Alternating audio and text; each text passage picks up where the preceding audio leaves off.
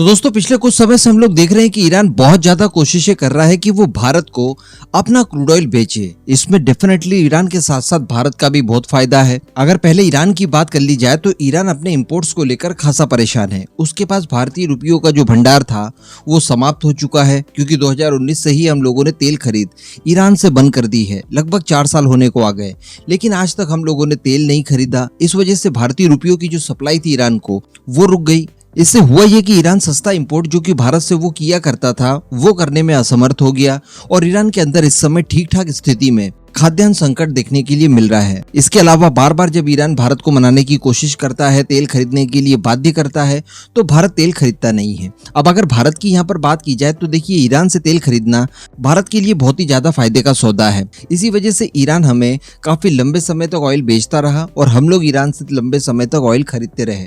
दोनों का इसमें बहुत फायदा है। लेकिन फिर भी अगर ईरान की बात की जाए तो ईरान के ऊपर न केवल अमेरिका के कई सारे प्रतिबंध लगे हुए हैं, बल्कि ईरान FATF की ब्लैक लिस्ट में आता है। दुनिया के कुछ गिने चुने देशों में ईरान का नाम भी है, जो कि FATF द्वारा बहुत बड़े स्केल पर दंडित किया गया है।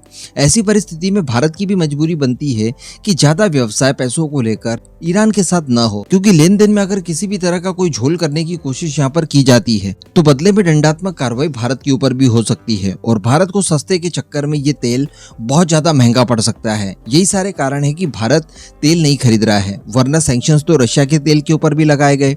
लेकिन इसके बावजूद भारत ने अमेरिका के सभी सैंक्शंस को बाईपास करते हुए रशिया से तेल खरीदा।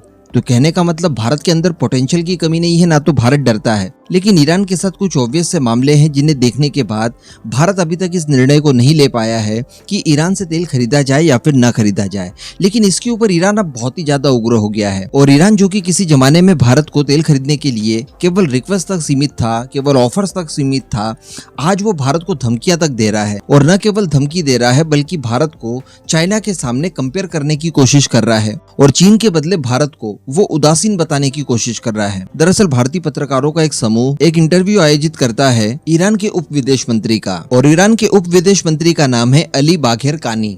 इस व्यक्ति ने भारत को ऑफर्स के साथ साथ एक तरह की धमकी भी दे डाली है। पहले तो इस व्यक्ति ने कहा कि देखिए, भारत पश्चिम एशिया में और अधिक सक्रिय भूमिका निभा सकता है। एग्जाम्पल के तौर पर इसने चाइना का नाम लिया कि चाइना ने अमेरिका के बेवजह के सैंक्शंस और बेवजह की धमकियों को नजरअंदाज करते हुए एक सक्रिय भूमिका निभाई और सैंक्शंस लग जाने के बाद भी चाइना ने ईरान से तेल की खरीद को जारी रखा। इसके अलावा चाइना ने और ज्यादा प्रयास करते हुए ईरान और सऊदी अरेबिया के बीच में एक सामंजस्य बनाने की कोशिश की और दोनों देशों के बीच में पीस एस्टेब्लिश करने की कोशिश की और उससे कामयाबी भी मिली। तो इस तरह की भूमिकाएं भारत भी निभा सकता है। लेकिन इसके बावजूद भारत लगातार निष्क्रियता दिखाने की कोशिश कर रहा है। इसके बाद भारत को ताना मारते हुए ईरान के डिप्टी फॉरेन मिनिस्टर ने यह भी कहा कि मेरा मानना है कि दुनिया की महान शक्तियों के बीच चाइनीज कम्युनिस्ट पार्टी की ये विजय के रूप में देखा जाना चाहिए कि उसने अमेरिका के अवैध प्रतिबंधों का बिल्कुल भी ध्यान नहीं रखा और ईरान के साथ ट्रेड किया और सऊदी अरेबिया के साथ पीस डील एस्टेब्लिश करवाई। तो यहाँ पर वो ये कहना चाह रहा है कि देखिए,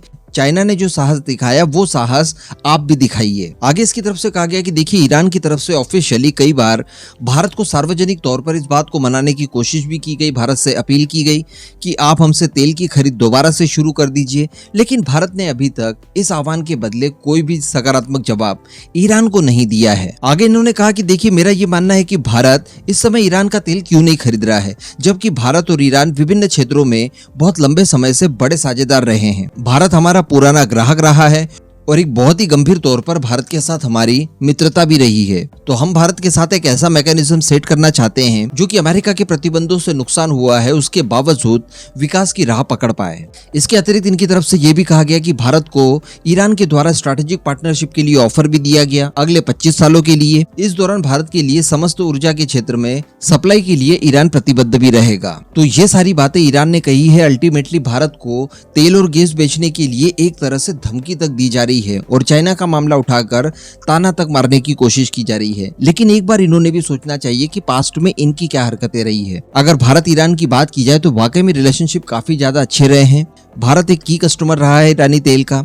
लेकिन इसके बावजूद जब भारत इनके यहाँ फरजात बी परियोजना में इन्वेस्ट करता है तो उस परियोजना से ईरान चाइना के बहकावे में आकर भारत को बाहर कर देता है। अन्य कई और मुद्दों में ऐसा देखा गया है कि जब से चाइना और ईरान के बीच में संबंध और ज्यादा सक्रिय हुए हैं उसके बाद से ईरान भारत से थोड़ा सा कटने लगा है। यही सारे कारण रहे हैं कि भारत अभी तक ईरान को लेकर कोई स्पष्ट स्थिति अभी नहीं बना पाया है। यानी भारत ने जो ईरान के साथ ये जो तेल खरीद वगैरह बंद की है, इसके पीछे केवल और केवल अमेरिका के प्रतिबंध नहीं है, बल्कि कई और सारी चीजें हैं जो कि भारत को देखना जरूरी है, जिसमें आप मिडिल ईस्ट के कुछ और देशों के नाम ले सकते हैं जिनके साथ भारत अच्छे संबंध चाहता है। तो ईरान के साथ और ज्यादा मजबूत गठजोड़ करके उन देशों के साथ संबंध खराब नहीं करना चाहता जो कि वास्तविकता में अच्छे देश हैं, जैसे इजराइल है, यूएई है।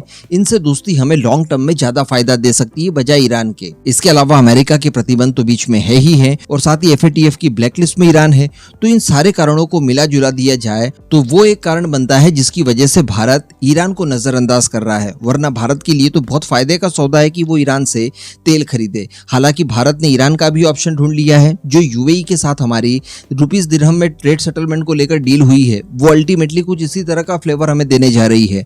तो क्यों हम लोग सैंक्शंस को बुलावा देकर ईरान के साथ ट्रेड करें, क्यों ना यूएई के साथ ही ट्रेड कर लें, जो कि फ्यूचर में हमें कई मामलों में और सहयोग करने जा रहा है। भारत के अंदर भारी भरकम इन्वेस्टमेंट भी करेगा। तो ईरान ने भी इन सारी चीजों को सोच समझ कर ही भारत के ऊपर किसी तरह के लांछन लगाने चाहिए थे।